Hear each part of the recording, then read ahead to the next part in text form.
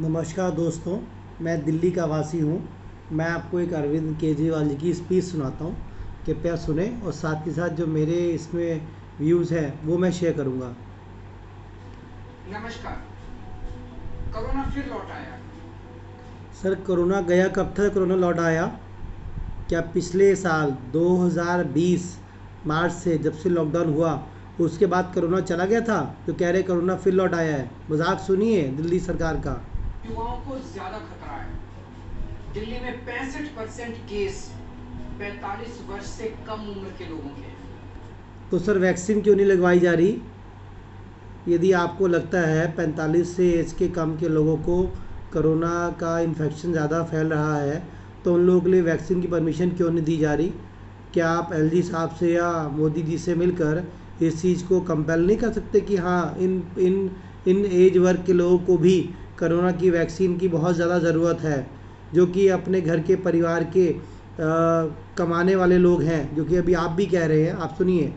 मजबूरी ये है कि युवाओं को घर से बाहर निकलना ही पड़ता है, क्योंकि उन्हें माता पिता और अपने बच्चों का ख्याल रखना है, घर के लिए पैसे का इंतजाम करना है। इस चक्कर में कुछ लापरवाही हो रही है। लापरवाही ऐसा किससे हो रही है? सरकार से। चाहता हूँ कि कोरोना को लेके बिल्कुल लापरवाही ना करें। सरकार की नाकामी, सरकार का लीडरशिप अच्छा ना होना। टेस्ट बिल्कुल मुफ्त हो रहे हैं।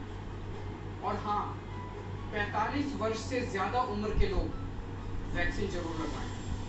हमने आपके लिए 24 घंटे सरकारी अस्पताल खोल दिए।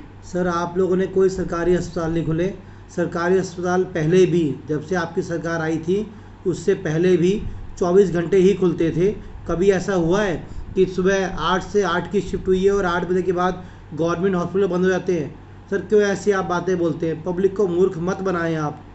और सरकारी अस्पताल में पहले भी इलाज मुफ्त था, आज भी मुफ्त है। आपने कोई नया काम नहीं करा। सरकारी अस्पताल की बात कर रहा हूँ।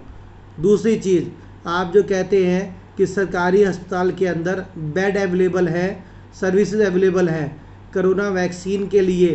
पहले तो क्या है, 45 से कम एज के लोगों को वैक्सीन लग नहीं रही, ठीक है। जिन लोगों को कोरोना हो भी रहा है, सरकारी में यदि वो कोरोना टेस्ट करवाने जाता है, 5 से 7 दिन मिनिमम रिपोर्ट आने में लग रहा है। सर, ये दिल्ली के हालात हैं। अप्रैल की बात कर रहा हूँ, ये अप्रैल, आज 15 अप्रैल 2021 है। हम अभी कुछ दिन पहले की बात कर रहे हैं।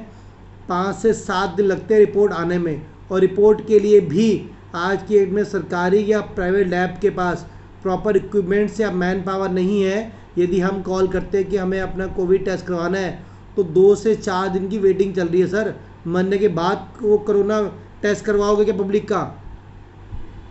युवा अपनी जिम्मेदारी समझें। सर, युवा तो जिम्मेदारी समझ रहे हैं, सरकार ने तो जिम्मेदारी समझी ही नहीं। आपके जो हेल्थ मिनिस्टर हैं, उन्होंने तो बोल दिया कि दिल्ली की पोजीशन ख़राब नहीं है, पैनिक नहीं है, लोग बिल्कुल सही है और हालात बिल्कुल कंट्रोल में है। इस समय पे हालात इतने भयावह, इतने डरावने और इतने ख़राब हो चुके हैं कि आपकी गवर्नमेंट और सेंट्रल गवर्नमेंट संभाल नहीं पाएगी इंडिया को बर्बाद होने से। सर, बहुत बड़ी गलती कर रहे हैं। इसे बोलते हैं एक लैक ऑफ मैनेजमेंट, जिसमें सिर्फ एक बिजली पानी फ्री करने से कुछ नहीं होगा। उसके अलावा पब्लिक को मूलभूत सुविधाएं बहुत ज़रूरत थी। आप लोगों ने पटरी बाजार, पॉल्यूशन बम, कोरोना बम इतना दिल्ली के अंदर छोड़ दिया। पता है दिल्ली के अंदर इंक्रोचमेंट की हालत क्या है? सर, पहले आप कभी अपने घर से बाहर निकलें, एलजी साहब को भी बोलूँगा, अपने एलजी साहब भी अपने कार्यालय से या घर से बाहर निकले, पुरानी दिल्ली जाएँ, चांदनी चौक जाएँ, अजमेरी गेट जाएँ, नई सड़क, सदर बाज़ार, आज़ाद मार्केट, पुल मिठाई। सर, आप इन जगहों पे जाएंगे, महसूस होगा आपको। लाल कोटा चले जाओ, शादरा चले जाओ, सर आपको महसूस होगा कि किस हालात से आप लोगों ने पूरे दिल्ली को एंक्रोचमेंट बम बना दिया। सर, पटरी बाजार लगता है पूरी तरह से। दुकानदारों के पास इतना काम नहीं है जितना उन लोगों ने पटरी बाजार लगा के बाहर काम चला लिए।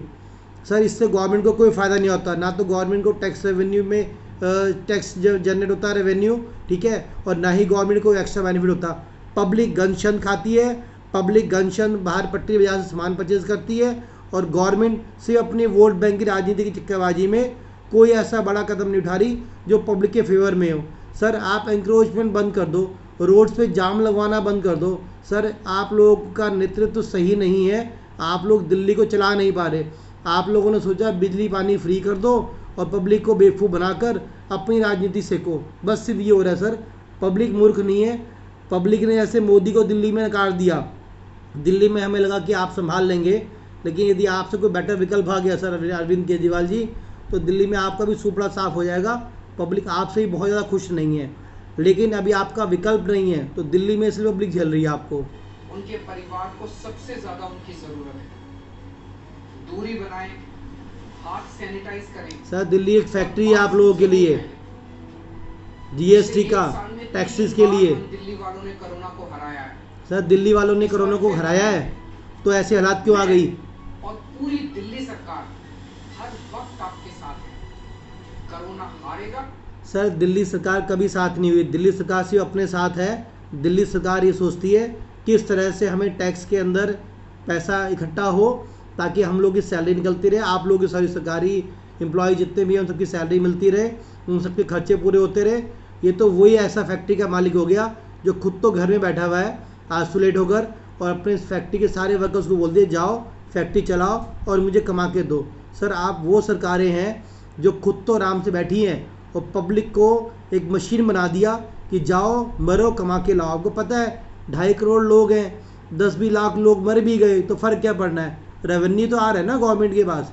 सर इसलिए आप लोग लॉकडाउन नहीं कर रहे। मैं लॉकडाउन के समर्थन में नहीं हूँ, लेकिन इस चीज़ के समर्थन में हूँ कि आप लोगों ने कोई भी स्टेप इतनी बड़ी पैंडमिक आने के बाद भी टाइम से नहीं लिया, और आप पैनिक सिचुएशन होने के बाद आप लोग के हाथ पैर फूल रहे हैं। सर अभी भी आप लोग नहीं सुधरे, और यदि कोई मिनिस्टर्स के घर वाले या कुछ मिनिस्टर सिमट गए तब शायद एहसास होगा कि आप लोग बहुत लेट हो गए। अभी तो क्या है, मिनिस्टर लोग बच रहे हैं, इसलिए आप लोग थोड़ा मज़े ले रहे हैं कि पब्लिक मर रही है बनने दो, हमारे पास तो पैसा आ रहा है। सर जिसमें पे कोई मिनिस्टर्स या उनके फैमिली मेम्बर्स सिमटेंगे तब एहसास होगा कि तकलीफ़ और दर्द क्या है एक आम नागरिक का। धन्यवाद।